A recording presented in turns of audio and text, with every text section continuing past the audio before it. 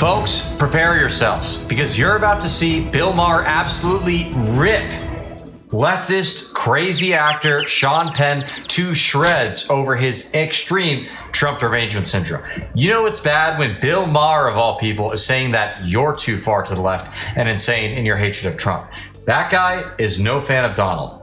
With all that being said, we are going to get right into it. But first, do me a big favor here by liking our video and also sharing it around. That way, we can keep bringing you guys this great, hard-hitting content. As always, Patriots, I'm your host, Darian, and this is Resist the Mainstream. I have not been invited. The only reason I would not accept an invitation is because I see no,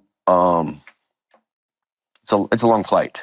And I see no, Really? You'll meet with I don't think Castro and Hugo Chavez, but not the President of the United States? Yeah, I saw good results come out of some of those things in terms of agendas that I had. I don't think that there's anything that I would. Right. I just personally wouldn't trust anything that was said in the room, including the personality. It's not a matter of trusting it. It's a matter of seeing it, matter of experiencing, matter of knowing it. Yeah, it's more knowledge. It's like saying, I don't want this medical test because I don't want to know. I want to know. Yeah, fair enough. Okay. Fair enough. Yeah. I mean, I have some good friends that, are. I said this many times within the piece when I did it, that like, it's up to, I'm just giving you the report. It's up to you to make the decision. Who do you think is the real guy? I'm telling you, there's a very different guy behind closed doors in a different setting. Now, or capable of performatively seeing that, yeah. Well, one of the, my friends who believe in astrology would say he's a Gemini. Of course, there's two of them.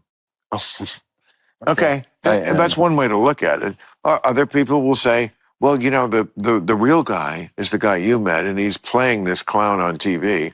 And other people will say the reverse. It seems harder to do the reverse. I mean, can you really pretend to be sane? You can pretend to be insane. I think it's harder to pretend to be sane, to be measured and like all the things I said, which is just what happened. It's interesting Maher says this because Trump has a great track record with people with first impressions when he meets them for the first time and his lasting impression too. A great example is Joe Rogan. All right, Joe Rogan did not like Trump for a long time. Didn't like his politics, didn't like him as a person, thought he was a clown, that kind of stuff. He even actually famously said that he didn't want him on his podcast because he doesn't want to help him and thinks that he's just going to come on and make it all about himself and it's going to be insufferable and that he's going to help him and he doesn't want to do that. Fast forward to years later when Joe Rogan actually met Trump, got to know him, got acquainted with him, and then eventually actually had him on the podcast talk about a historical moment. And it was so different. Joe likes him a lot now. Even if they disagree on certain matters, he still is quite a fan of him as a person. It's a similar deal with Maher. Well, I don't know if Maher supports Trump politically. He probably doesn't. It doesn't seem to be the case. He actually does like Trump as a human being and said that after he went and had dinner with him that he was so much better than he expected. He was actually such a cool guy, so charismatic, so cool, so funny, friendly, that kind of thing. And he was shocked. It's pretty fascinating. Perhaps more important than any of that is how Trump is famously regarded to treat service people so well. There are stories about, Trump going to a valet, tipping them $100, being super friendly, cool, not acting like he's some kind of rich hotshot who's above it all. He really is the people's man in a sense. It kind of reminds me of back when Trump did the McDonald's thing when he worked at McDonald's. People love that. That was peak Trump right there. He, unlike, Hillary Clinton, imagine somebody like her doing that, or Kamala Harris for that matter. They couldn't pull it off. They would look out of touch, ridiculous, and stupid, and it would be so transparently phony, fake, and obvious. But not with Donald. It's a whole different thing. So again, there's three parts of this. Would you go to the dinner? I think you're crazy not to. Not to want to see up close the person who's this important in everybody's lives for the last decade. I completely understand that. Two, are you going to lie about it? I'm sorry, I'm not a liar.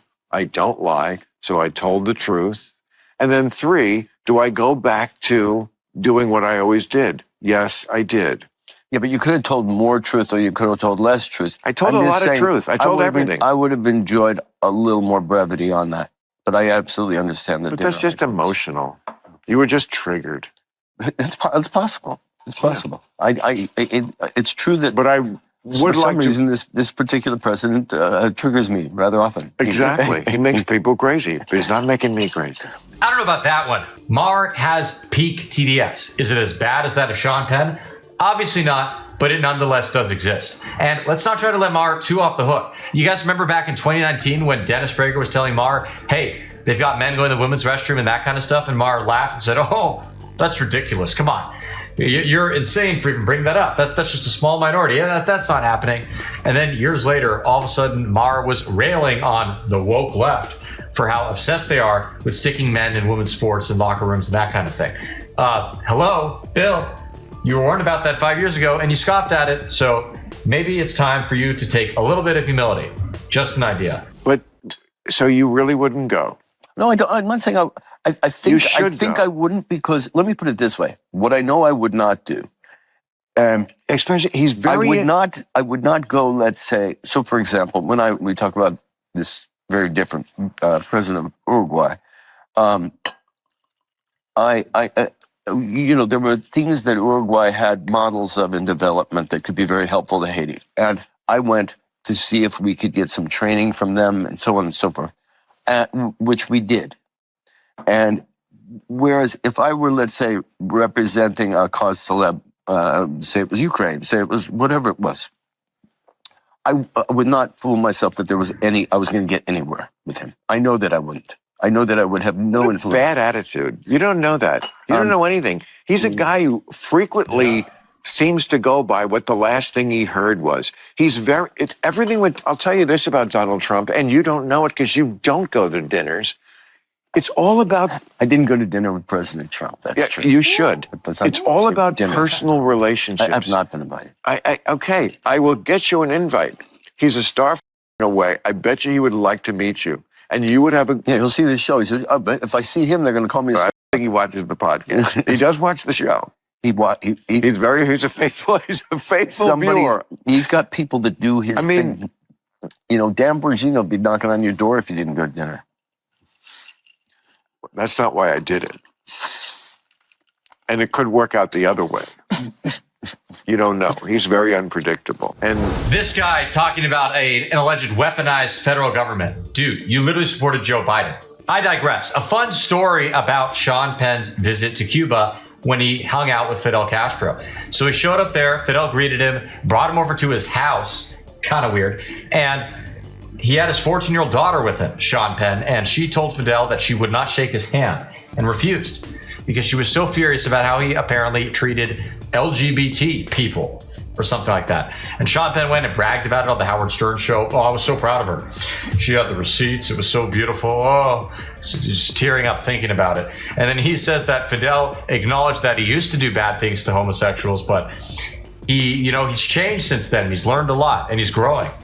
If only he had the same grace for, conservative Americans as you do for a literal communist who executed so many people. But anyways, whatever, they put gay people in forced labor camps, military camps for being effeminate. No big deal, I guess, because he's on the left. Anyways, kind of interesting. With all that being said, what y'all think? I hope you enjoyed the video. If you haven't already, please make sure to comment below. Let us know what you liked, what kind of stuff you want to see in the future, and hit that subscribe button. And that way, we'll see you again soon. I appreciate you tuning in. God bless.